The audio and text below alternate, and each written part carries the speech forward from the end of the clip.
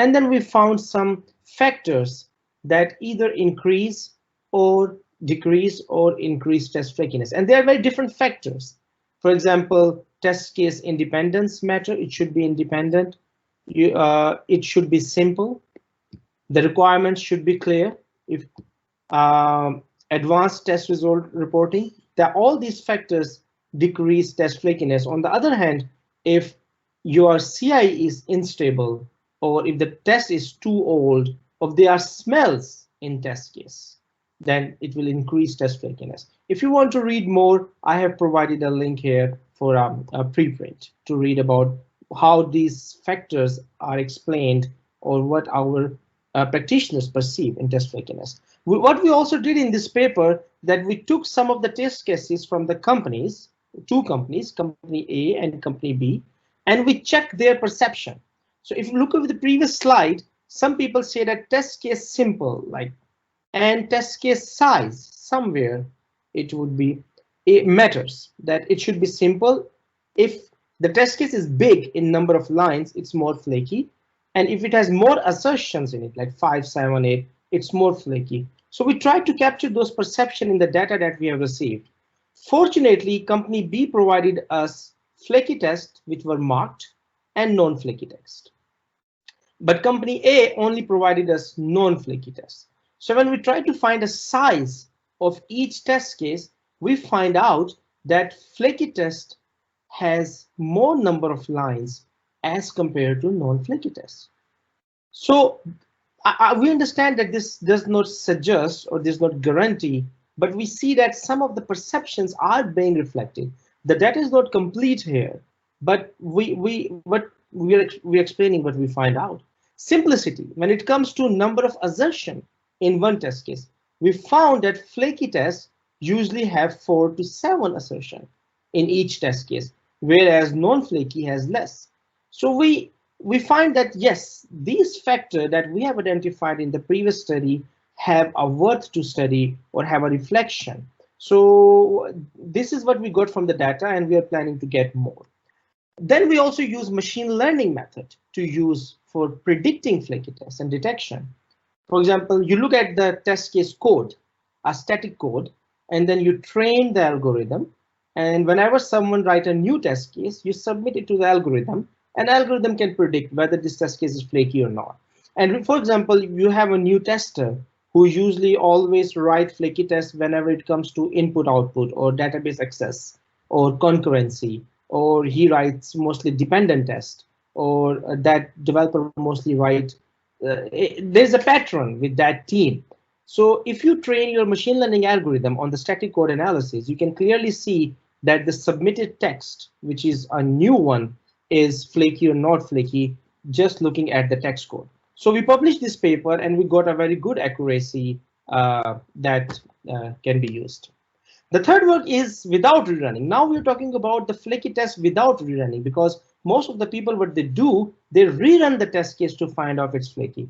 For example, if test case is failing without any modification in the code base, they say why it is failing. Let's rerun it 100 times.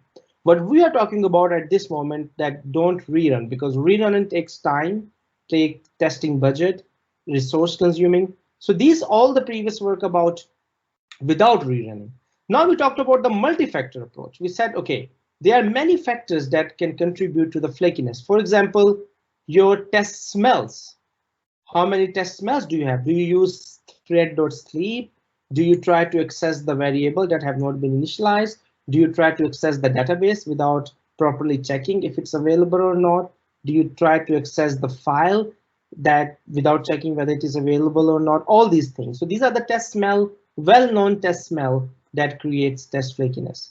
And test size or traceback coverage. One thing that's very important here is traceback coverage. For example, if you change a part A of the source code and the test case Z fails, that has nothing to do with the change code, then you can see that why this test case is failing, because you haven't changed that part of the source code, production code. So the traceback coverage finds out whether the failed test case executed on the changed code or a non-changed code. And then the flaky frequency, it keeps tracks of the history of the test case. If it's more flaky, the score getting bigger and bigger. And once you have all these four values, we use a machine learning KNN model, K nearest neighbor, to find out whether this test case is flaky or not. So, but those all work was without rerunning. You don't need to rerun the test cases. A test case fail, now either you use a machine learning algorithm or you use a multi-factor approach. Now we move towards rerunning test cases. And we said that our root cause analysis should be more particular and more specific to a specific category. Whether this test case is failing because of async wait, for example, includes tests that miss asynchronous call. Do these test cases fail due to precision, randomness, network, IO, training, due to time, clock time, due to unordered collection? So now we are targeting our effort to a specific category that can help answering the question by the tester, why this test case is flaky.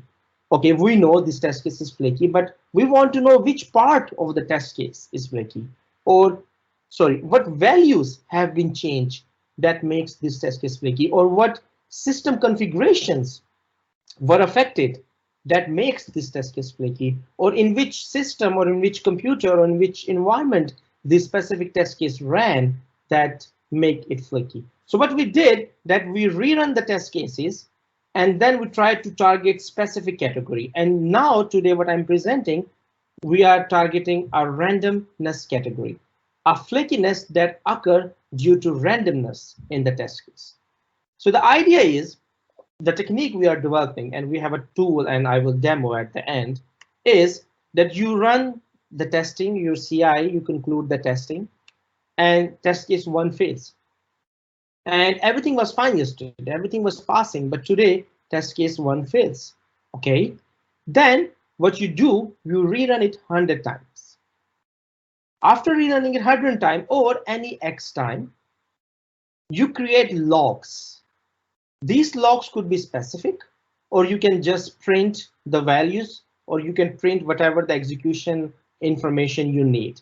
For example, let's take a best case scenario that 99 times this test case one passing and only one time it is failing. So you generate 100 execution logs where 99 for the passing and one for the failing in a different folder. What do you create the logs, like I said? Then you inspect these logs through tracing or divergent analysis. You try to find that between 99 and between one failed, what has gone wrong? What variables have changed the values?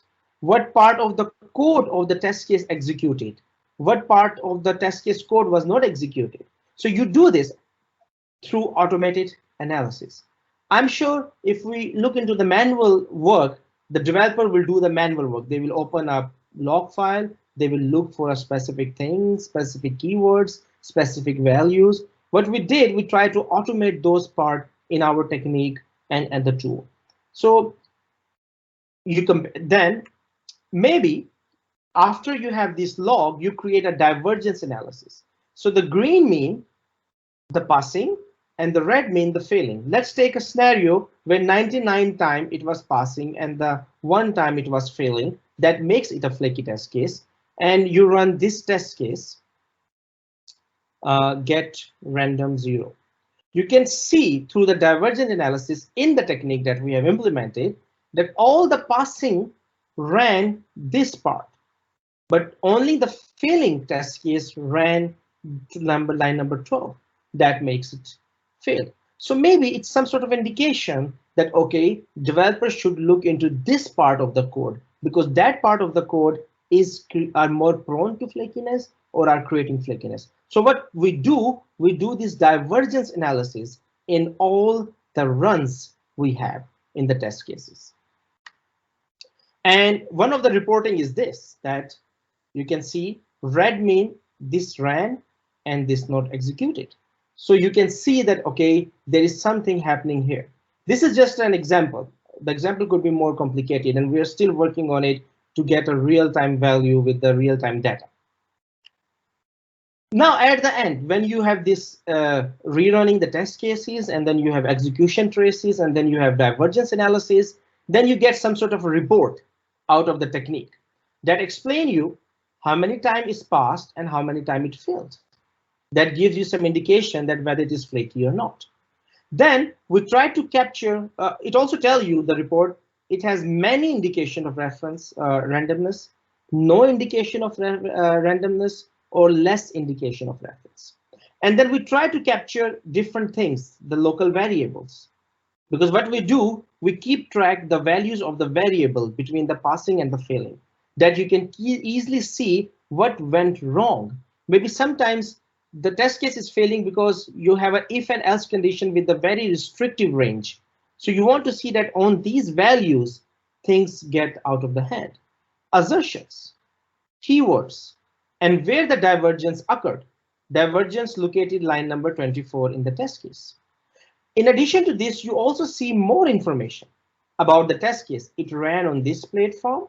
It was this release on this machine, on this processor, on this date. So this can also provide some information that can tell you on which machine or on which time of the day or on which platform it mostly fails. So this is the part of the reporting mechanism that we access from the logs that we have generated and the data we got.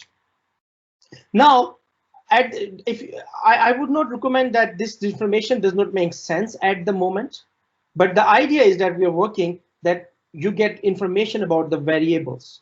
We keep track all the variables in the test case assertion through the passing and the fail log. And when you click read more, you can get some information about the test case. That will provide some help to tester where to start. Okay, what goes wrong?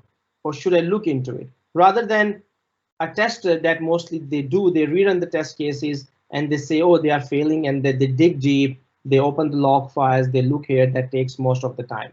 So that's what we are doing, automated root cause analysis to give some indications. We provide some information about assertions, some keywords, and some divergence.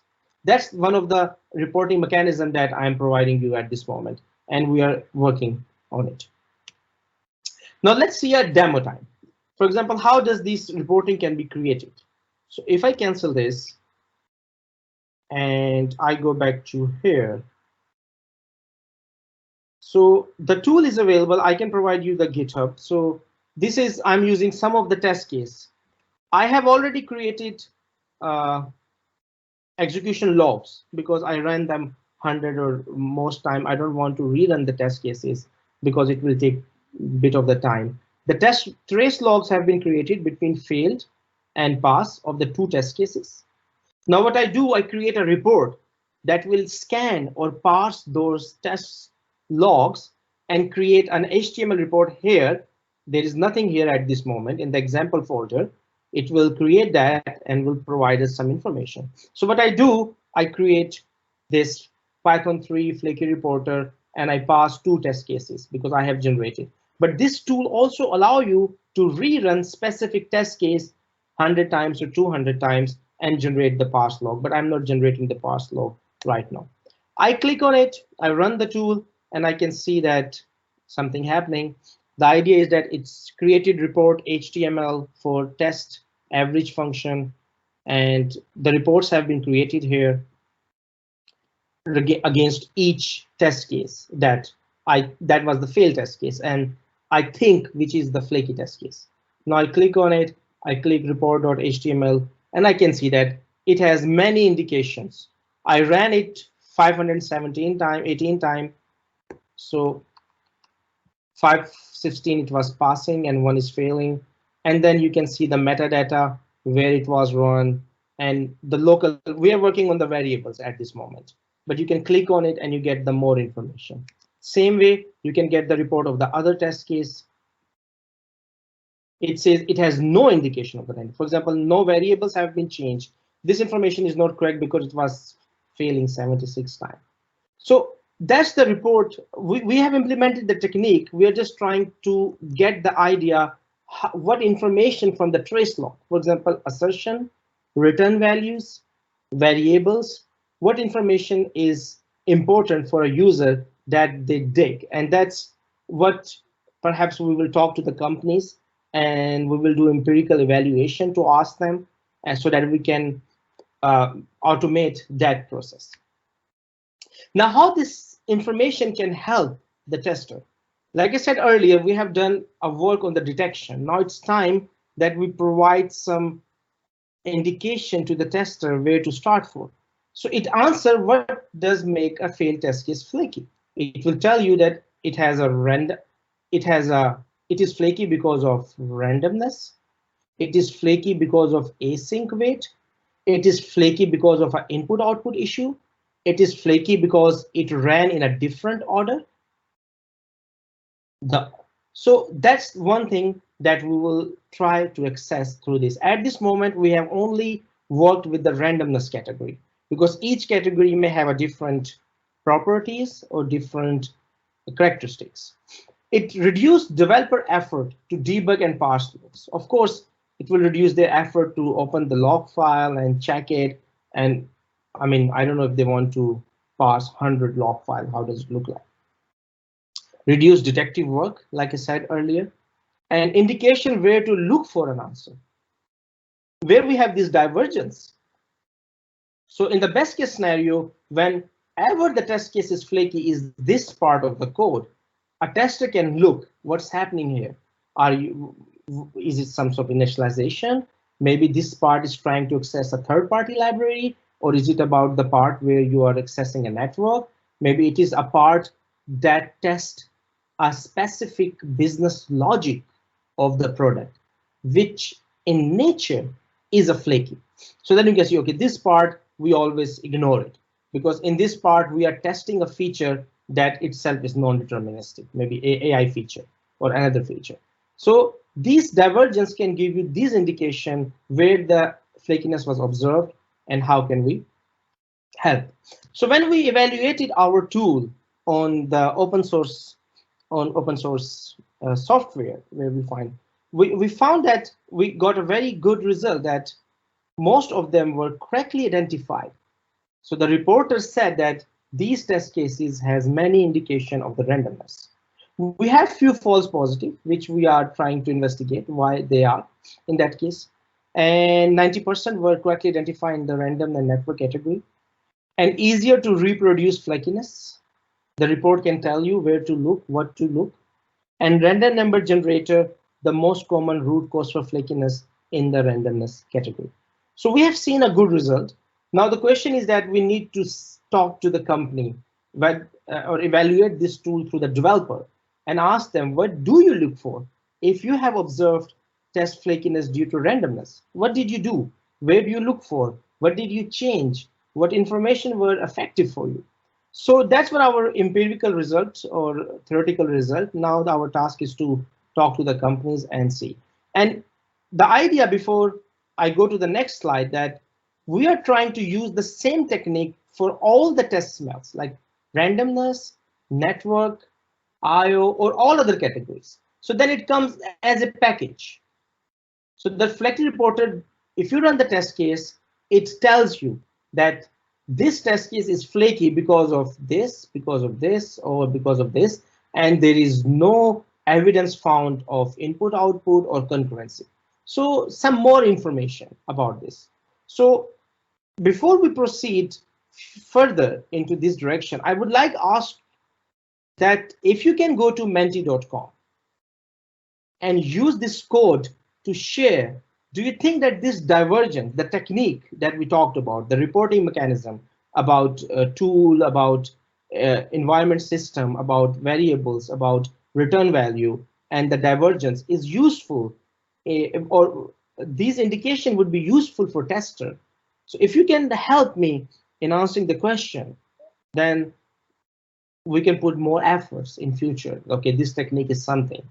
Although we are going for individual meeting with most of the companies to talk about how they feel, what they look for.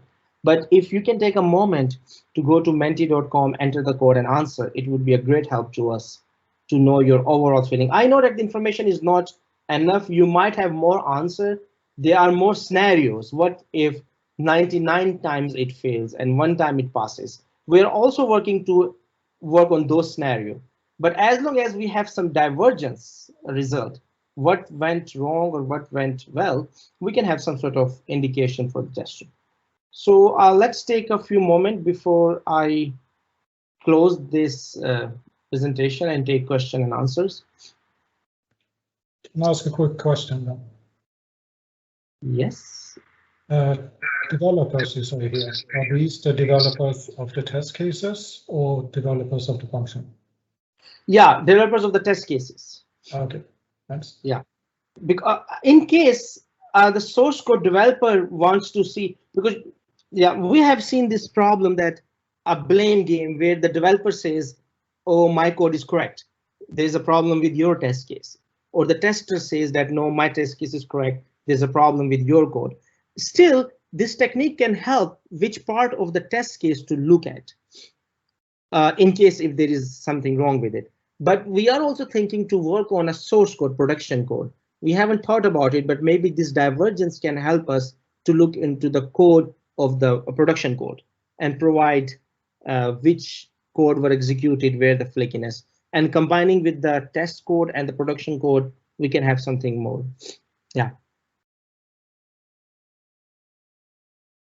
So let me see if someone replied. I need to open my Menti. I'll take just.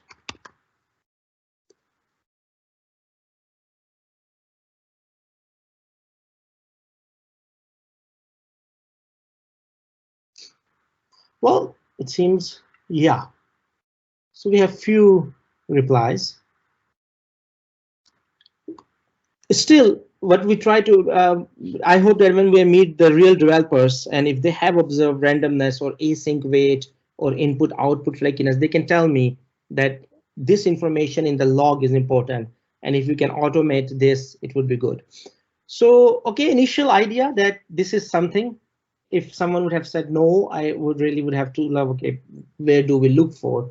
Because this is an initial stage. Yes, that's all we have. If you have any question, please, you can ask.